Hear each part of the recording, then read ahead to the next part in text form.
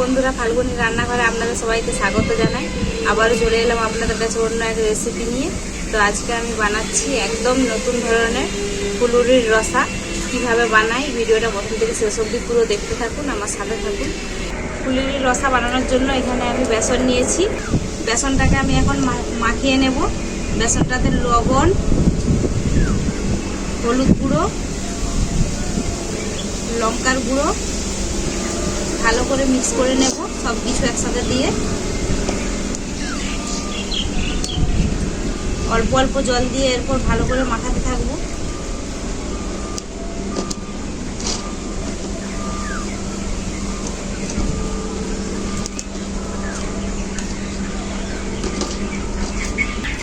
বেসনটা আমি খুব ভালো করে মাখিয়ে নিয়েছি।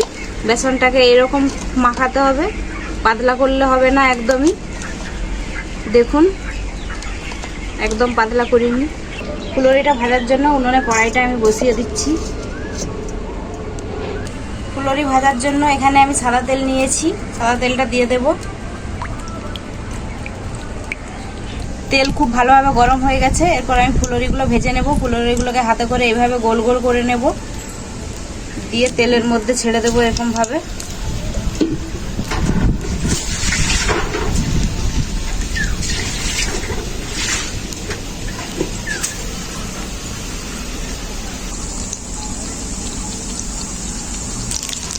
ফুলুরিটা এভাবে পাল্টে নিতে হবে তাতে করে।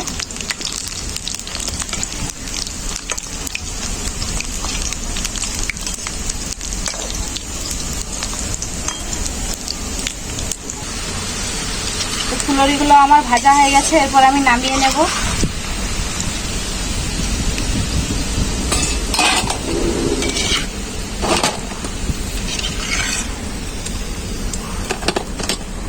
ফুলুরিগুলো আমার সবই ভাজা হয়ে গেছে। এগুলোকে এরপর দুভাগ করে কেটে নেব।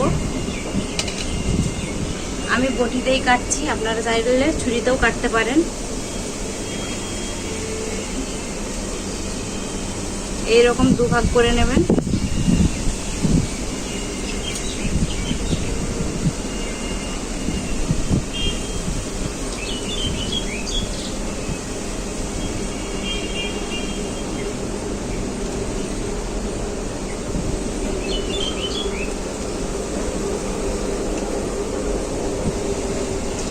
সব ফুলুরিগুলো আমি এভাবে কেটে নিয়েছি।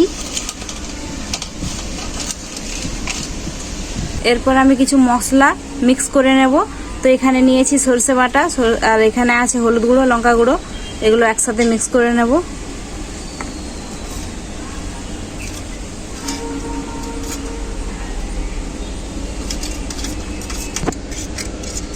মশলাটা আমার খুব ভালো করে মিক্স করা হয়ে গেছে। আবারও আমি কড়াইটা উনুনে বসিয়ে দিয়েছি।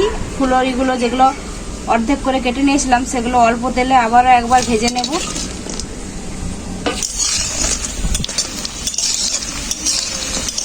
ফুলুরিগুলো আমার খুব ভালো করে ভাজা হয়ে গেছে।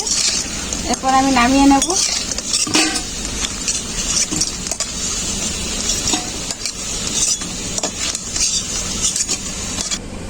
ওই ফুলুরি ভাজা তেলে আমি আরেকটু সরষের তেল দিয়ে দেব। আপনারা হয়তো ভাবছেন যে এতে তেল বেশি খাবে, কিন্তু দেখুন ফুলুরিগুলো অল্প তেলেই ভাজলাম, তবুও কড়াইতে তেল রয়ে গেল। তেলটা আমার খুব ভালো করে গরম হয়ে গেছে। এরপর পেঁয়াজ দিয়ে দেবো কেটে রাখা।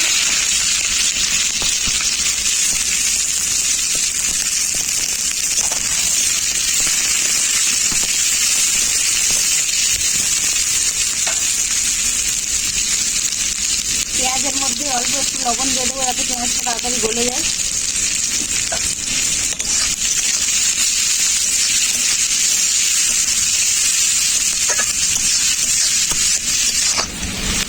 পেঁয়াজটা আমি হালকা করে ভেজে নিয়েছি। এরপর মিক্স করা মশলাটা দিয়ে দেব।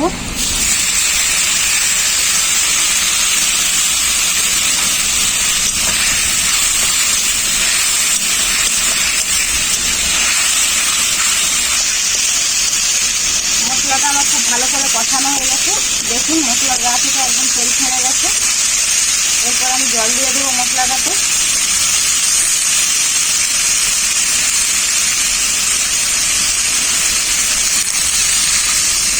যেহেতু রসা হবে তাই খুব বেশি জল দেবো না।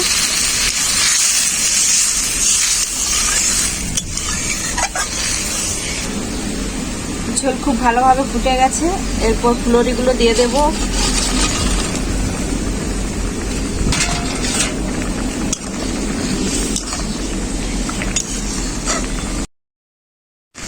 ফুলরির রসাটা আমার রেডি। আমি সবশেষে পোস্ত বাটাটা দিয়ে দেব।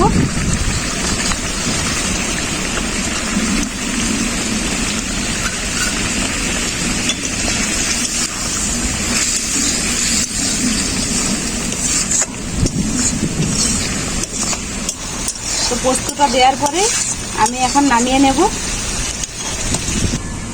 দেখুন ফুলরির কালারটা কত সুন্দর হয়েছে, এটা দিয়েই যেন এক থালা ভাত খাওয়া হয়ে যাবে।